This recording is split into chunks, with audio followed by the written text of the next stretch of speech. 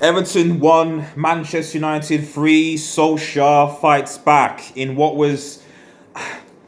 What can you say with this performance? I mean, our first thing I'll say is I called it. Although my prediction was 2-1, Cavani scored in the last minute. Shout out to Cavani getting his first goal for Manchester United. Simple tap-in. But I called the lineup, the 4-2-3-1. Ole Gunnar Solskjaer tends to play this lineup when his job is on the line. But man, Solskjaer seems to turn into prime Ultra Instinct Goku when his job is on the line. It's absolutely insane. In a game where... Did we play really well? No. Were we comfortable? Yeah, I would say so. I don't think that Everton really had threatened us, to be honest. I think they had maybe one, maybe two shots on target the entire game. And what do you say here? You know, so what do you say? You know, whether you're Ollie out, you're probably still Ollie out. Whether you're Ollie in, you've probably got something for Ollie in. I'm obviously Ollie indifferent. But I don't know, guys. I really, really don't know. I mean, if you look at the first goal that we conceded, you know, against long ball up, Maguire, shout out to Harry Maguire, and that after that incident, he actually defended quite well. Everton just tried to cross it, balls into the box. Harry Maguire dealt with them. Set pieces, corners, fine. So aside from the mistake that he made in the first half, which it's not his mistake per se, but it's the fact that I don't understand why Lindelof is marking Calvert-Lewin, who's 6'4".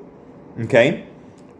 Harry Maguire should be marking Victor Lindelof. We know Lindelof is not good in the air. We know that. So why is he marking? Why is Maguire the free man?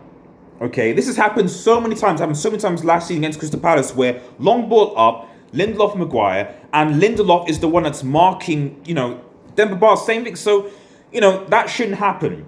That shouldn't happen. And whether that's a coaching thing or not, if anyone's watching, Maguire should be the one marking the aerial threats, because he's an aerial threat himself. It's as simple as that. But to come back in the game, shout out to Bruno Fernandes, man. Bruno Fernandes keeping Ollie in a job, man. Just like he did in January, just like now, Bruno Fernandes loves Ollie. So all that sort of Bruno Fernandes and Ollie are at each other's throats. Bruno Fernandes loves Ollie. And Bruno Fernandes, geez, that header, obviously, brilliant header to get us back in the game 1-1. And then obviously crosses it in for Rashford, although I don't think Rashford touched it, so Bruno scored the goal.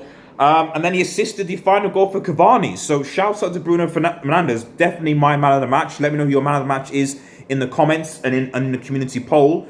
But aside from that, really, what does this really tell us? I don't know. It tells me that Fred, for me, is, again, as I keep on saying to you guys, Fred is our most important midfielder. Okay, Fred is our most important midfielder. When he doesn't play, we lose that dirtiness, we lose that tenacity, we lose that ability to actually win balls and defend midfield. We lose it. We absolutely lose it. And I think we missed him against Istanbul, and I think we missed him against I think he wasn't playing against Arsenal either, if I recall. You know, so for me, he's our most important midfielder, and he's got to play. He's got to play. You know, you get him into the team somehow, but what you don't do, well, he did it today. He played McTominay and Fred as two holding. I don't know. I don't know, guys. I don't know. I think a lot of Manchester United fans will be looking at this going, scratching their heads as we go into international break, wondering what's going to happen. And the only positive I say is that United are out of this run that we had. And the irony is that we've lost the games where I don't think we expected to lose. I think we expected to lose against Chelsea, against PSG and Leipzig, and against Everton away. We won those games, but we lost to Spurs at home, battered by Spurs. We lost to Istanbul, we lost to Arsenal. Those are not the three games I expected to lose. So it's a weird one. Even if we beat Istanbul, I'd be feeling a lot more confident going forward. We're building something. But right now, to be honest, Ollie's got to get his thinking cap on and think, what is my best team? How am I going to go forward? Luke Shaw, I'll give an honorable mention to Luke Shaw as well. 2 assists in 2 games. Had a very good game from that perspective, although I think defensively as a whole we were poor. I don't think Wan-Bissaka was that great today, although Mata wasn't helping him tracking back, and he was ish. So Alex Telles will obviously come in, and that might give us some more attacking potential going forward. But I don't know, because we're going into an international break. we've got a good run of games. Obviously, we've got West Brom, I think, afterwards, then Istanbul. So those are two must-win games for me. If we can win both of those games, as well as the others going forward, because we don't have a hard fixture until probably the end of November, maybe we can turn the season around. And my final point, and I'll make my final point here, what I would say is that maybe some of the players that we think are good aren't actually that great. Because let's be real here. I was angry at the lineup. A lot of United fans were angry at the lineup, starting lineup as well. And yet, we still won the game. We didn't play Fred. We didn't play, McTominay didn't start. And who else didn't play? Lindelof, for example. These types of players weren't playing against Istanbul. Istanbul are a worse team than Everton. Let's get that right here. We played Pogba, we played Van der Beek, we played Tonsi, we played some of these players, and we still lost that game. And that's not me saying that Van der Beek, Pogba, Etal are bad. That's not me saying that at all.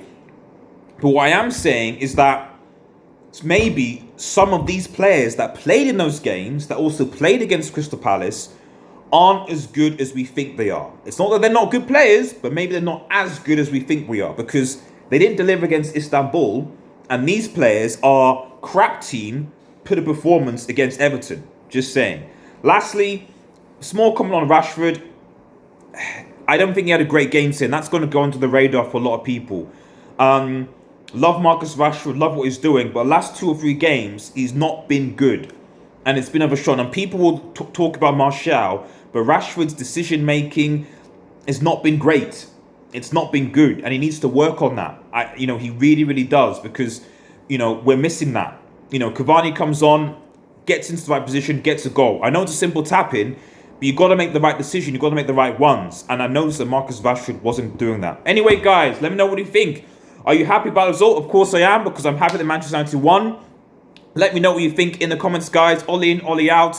What's the future of Manchester United? What's going on? Have a nice day, everyone, and cheers.